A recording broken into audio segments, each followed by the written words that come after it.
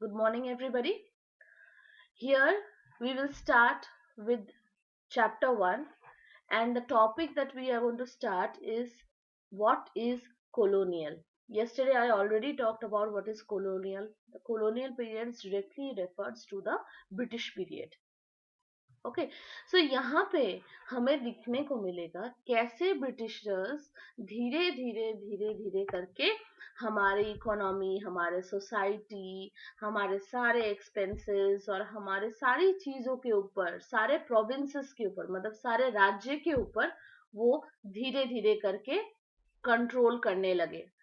और ऐसे सारे धीरे धीरे सीक्वेंसेस उन जो ब्रिटिशर्स थे, दे वर वेरी कनिंग। वो काफी चालाक थे। वो ऐसे ही एक दिन में आके ऑल ओवर इंडिया में कंट्रोल नहीं करना शुरू किया था।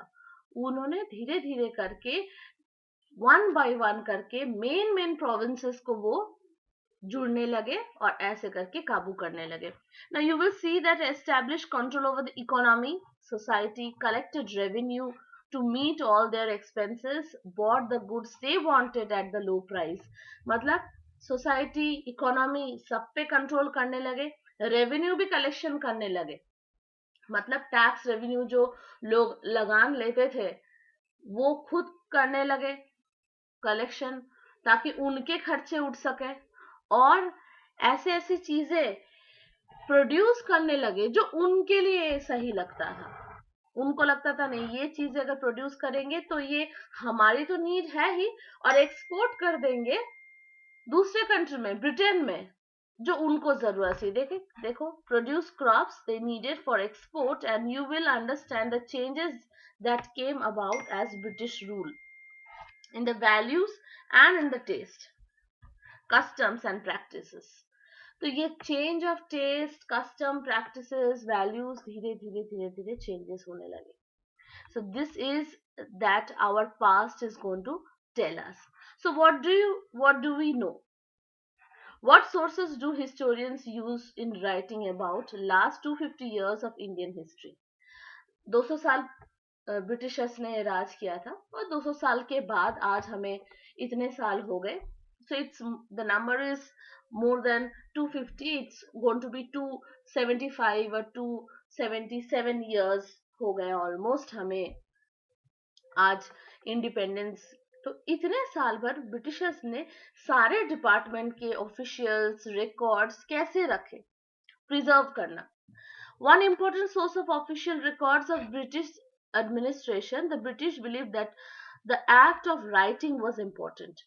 Every instruction, plan, policy, decision, agreement, investigation had to be clearly written up. Once this was done, things could be properly studied and debated. This conviction produced an administrative cultures of memos, notings and reports. आज जो भी हम administration का काम करते हैं, भले एक कोई भी बड़े ऑर्गेनाइजेशन का एडमिनिस्ट्रेशन हो, हम लोग देखते हैं कि अगर एडमिनिस्ट्रेशन सही रहता है तो वो ऑर्गेनाइजेशन भी बहुत अच्छा काम करता है।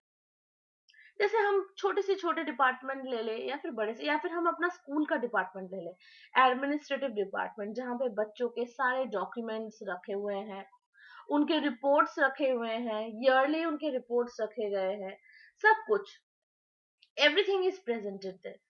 तो ये कहाँ से आया, ये हैबिट हमारा कहाँ से आया? ये आज से नहीं आया, ये ब्रिटिशर्स ने हमें सिखाए थे। चलो कुछ काम उन लोगों ने हमें सिखाया था जहां पे हमें लगा कि हाँ, हम प्लान वाइज चल सकते हैं। पहले कुछ चीजों की प्लानिंग नहीं होती थी, इन लोगों ने हमें प्लान करना सिखाया, हमें प्रॉपर राइटिंग में बनाना सिखाया, कैसे करके अलग अलग नोटिस, रिपोर्ट, एप्लीकेशन, ये सारी चीजें कैसे बनाएंगे, ये भी हमें सिखाया इन्होंने। They also felt important documents and letters need to be carefully preserved।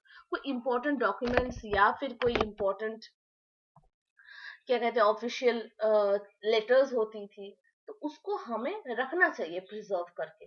किसी साल किसी नवाब ने या फिर किसी ब्रिटिशर्स ने किसी नवाब को एक चिट्ठी लिखी थी, वो चिट्ठी बाद में काम आ सकती है बहुत सारी चीजों में। So they set up record rooms attach with administration institution, the village tahsildar office, the collectorate, the commissioner office, the provision provincial secretariats, law courts, all had to record rooms. सबके पास, जैसे हम अगर लॉयर का काम करते हैं तो हमारे पास बहुत सारी फाइलें पड़ी रहती है, रिकॉर्ड रहती है. If you are a tehsildar, then you will have records of all the people under your तहसील, उनके लैंड रिकॉर्ड्स, उनके मेजरमेंट्स रिकॉर्ड, हर एक चीज आपके पास होना चाहिए. तो ये सारी चीजें तभी से आई हैं. Then they made archives and museums were also established to preserve important records. Museum तो पता ही है आपको क्या है. जैसे म्यूजियम के जैसे आर्काइव्स भी इन लोगों ने लग रखे. आर्काइव्स भी एक टाइप का प्रिजर्व किए हुए चीजें रख सकते हैं हम उसमें. It's like a library, you can say some important documents are preserved. उसको फेंका नहीं जाता था, कोई भी चीज प्रिजर्व करके रखा जाता था. पहले ये सोच हमारे इंडियंस में नहीं थी, धीरे धीरे करके ये सोच डेवलप होने लगे. Now next is letters, memos, branch, ये सारी चीजों के बारे में यहाँ पे बताया है. Early 19th century, these documents were carefully copied and beautifully written by calligraphs. कभी कभी कोई कॉपीज खराब हो जाते थे, तो इसी वजह से कैलीग्राफिस्ट को बुलाया जाता था. कैलीग्राफिस्ट, कैलीग्राफिस्ट कौन होता है? जो सुंदर हैंडराइटिंग में लिखते हैं, ऐसा लगता है कि उन लोगों ने बुक लिखा है. Calligraph, those who have a art of good handwriting. Okay, so by the middle of the 19th century, widespread of printing, multiple copies of these records were printed as proceedings to each government department. Printing press आ गया था तब तक, और ऐसे सारे जो documents होते हैं, ऐसे सारी जो चीजें होते हैं, वो सारे लॉ के हो, भले स्टैम्प हो, भले लॉ के कोई भी बुक्स हो, कोई भी एप्लीकेशन हो, या कोई भी नोटिस हो, वो छपना शुरू हो गया था. Now, New Delhi was built a National Museum and National Archives were both located in the Viceregal Palace. The location reflects the importance of this institution of British imagination. ये बनाया गया. उसके साथ साथ एक बहुत important चीज था, सर्वे. सर्वे became very important. सर्वे मतलब क्या होता है? कोई जगह का मुआवना करना, या फिर कोई जगह को घूमना, देखना कि क्या इंपॉर्टेंस है. सोचो फॉर एग्जाम्पल, मुझे एक हॉस्पिटल बनाना है, ओके, लेकिन मैं आसपास कोई रहता ही नहीं है, एकदम आसपास पॉपुलेशन नहीं है, तो मैं एक दिन आऊंगी, सर्वे करूंगी, देखूंगी, और देखने के बाद बोलूंगी आसपास जब कोई पॉपुलेशन ही नहीं है तो यहाँ पे हॉस्पिटल डालने से मेरा क्या फायदा. थोड़ा आगे चल के देखते हैं कि क्या है. जब मैंने देखा कि आगे चल के लोग रहते हैं, तो फिर मैंने सर्वे किया कि हाँ, यहाँ के लोग जल्दी बीमार पड़ते हैं या नहीं, क्या चीजों की प्रॉब्लम है, अगर पानी का प्रॉब्लम है या फिर कोई ड्रेनेज सिस्टम का प्रॉब्लम है. और जहाँ पे देखती हूँ कि हाँ, यहाँ पे इतने सारे प्रॉब्लम है, तो यहाँ पे जरूर मुझे हॉस्पिटल डालना चाहिए. तो ये जो मैंने एक पूरे जगह का सर्वे किया, इसको हम कहेंगे इट्स अ सर्वे.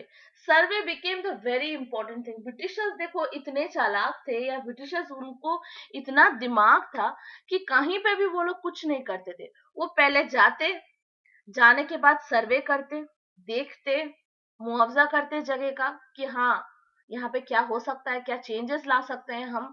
एक ही दिन जाके वो टपक नहीं पड़ते, लेकिन समझ के, वो जगह का स्टडी करके, सर्वे करके, फिर वहां पे जाते और धीरे धीरे धीरे धीरे पूरी जगह को कब्जा कर लेते. सो ये था उनका फॉर्मूला, ये था उनकी practices. The practice of survey also became common under the colonial administration. The British believed that a country had to be properly known before it could be effectively administered. हम आए हैं इंडिया को administer करने, मतलब India को हम खुद अपना राज्य बनाने आए हैं, लेकिन उसके पहले इंडिया के बारे में हमें बहुत कुछ जानना पड़ेगा. Okay, so this was the first thing that they did. और इंडिया के बारे में जानने के लिए क्या जानना पड़ेगा? वहाँ के लोग, वहाँ के खाना पीना, वहाँ के लोग कैसे रहते हैं, क्या करते. एक ही दिन आप आओगे और आके बोलोगे कि हम आपके राज्य को कैप्चर कर रहे हैं, आप अपने राज्य को, because India was after Mughals and after, after all this century which had passed, India ने भी बहुत सफर किया था. बट उनको लगा यूरोपियंस आ रहे हैं और बिजनेस करने आ रहे हैं, हमसे व्यापार करने आ रहे हैं, हम पैसे कमा सकते हैं, ज्यादा पैसे कमा सकते हैं, तो सबको आने दिया. So this was the time. Now, by early 19th century, detailed surveys were being carried out, map entirely country. In the villages, revenue surveys were conducted. The effort was to known as the topography, the soil and the quality of the flora, fauna, and the local histories and cropping pattern. All this seen as a necessary to known about the administrator in the region. एक reason में गए, एक provinces में गए. For example, सबसे पहले हम लोग एक प्रोविंसेस चुन लेते हैं. फॉर एग्जाम्पल मद्रास, चेन्नई जिसको कहते हैं. तो चेन्नई में अगर ब्रिटिशर्स आए, रुके, तो वहां पे सोचा कि यहाँ का टोपोग्राफी कैसा होना चाहिए, मतलब वहाँ का लैंड, सॉइल, आसपास का जोग्राफिकल एरिया, उन लोगों ने सारी चीजों का सर्वे किया. फिर उन लोगों ने सोचा अच्छा यहाँ का flora and fauna, as in the living organisms, the plants and the as well as the animals, ये सारी चीजें कैसी होंगी. वो लोग छोटी सी चीजें सोचते थे. देन लोकल बिजनेस देखा, लोकल हिस्ट्री देखा, क्रॉपिंग पैटर्न कि अच्छा यहाँ पे कौन से क्रॉप ग्रो किए जा सकते हैं, यहाँ पे क्रॉपिंग पैटर्न क्या है, यहाँ पे क्लाइमेट क्या है. अच्छा यहाँ पे ऐसे ह्यूमिड क्लाइमेट है और यहाँ पे रेनफॉल ज्यादा होता है, तो हम राइस उगा सकते हैं. और ऑलरेडी चेन्नई एंड आसपास के एरिया में काफी राइस होता है, तो राइस के साथ साथ और क्या कर सकते हैं जो उनको भी लाभ हो और वो एक्सपोर्ट कर सके धीरे धीरे धीरे धीरे. सो ये सारी चीजें, कैसे रेवेन्यू कलेक्ट होता है, कौन रेवेन्यू कलेक्ट करके लाता है, सारी इंफॉर्मेशन लेने लगी. क्योंकि अगर आपको अच्छी तरीके से कब्जा करना था इंडिया को, तो उसके पहले इंडिया के बारे में सारे हिस्ट्री आपको निकालने थे, छोटी से छोटी इंफॉर्मेशन. अब चेन्नई में कुछ चल रहा है तो ऑब्वियसली दिल्ली में वो सेम चीज नहीं चलेगा. वहां का टोपोग्राफी अलग है, वहां का क्रॉपिंग पैटर्न अलग है, वहां क्लाइमेट अलग है. अब अगर आसाम चले जाओगे तो वहां पे अलग मिलेगा, अब अगर गुजरात चले जाओगे तो आपको कुछ और मिलेगा. तो ये सारी चीजें जानने के लिए उनको चाहिए था थोड़ा टाइम, सर्वे, इंफॉर्मेशन एंड हर एक चीज टू बी प्रिसाइज. सारी चीजों के सर्वे होने लगे. फॉर एग्जाम्पल देखो यहाँ पे बताया गया है botanical surveys, zoological surveys, archaeological surveys, anthropological surveys and forest surveys.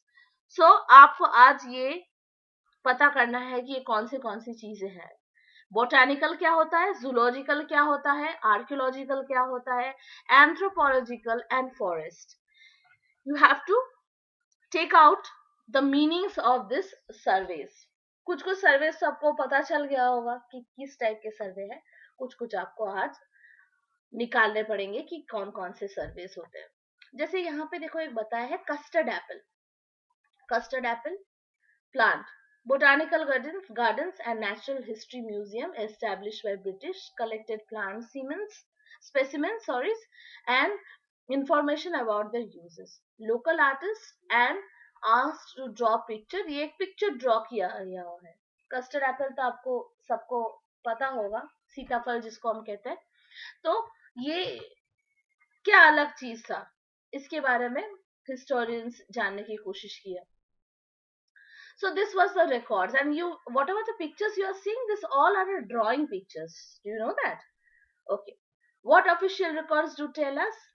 Was from the vast corpus of the records we can get know about a lot. And remember that all official records that tell us the official thought that was they were interested in what they wish to preserve and poetry. These records do not always help us understand what the other people of the country felt and what they lay behind in the action. ये बहुत सारे pictures आपको देखने को मिलेंगे, धीरे धीरे आपको समझ में आएगा कि कैसे रिबेलियंस आए और कैसे रिबेल करने लगे.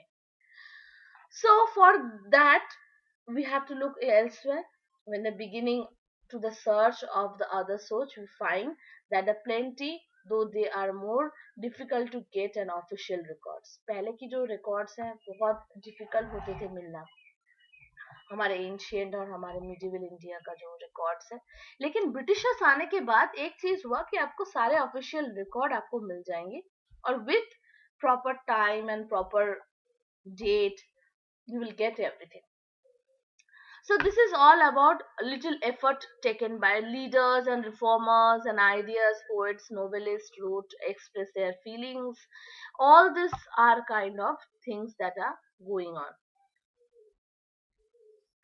Now today you are going to do this question and answer. I'm just giving you this question and answer, then I will give you some more question and answer to solve. I'm leaving this thing for 2 minutes so that you can read. Those who doesn't have book, they can read this. When the beginning in the search, autobiographies, travelers, everything. Okay. Thank you and I have a nice day.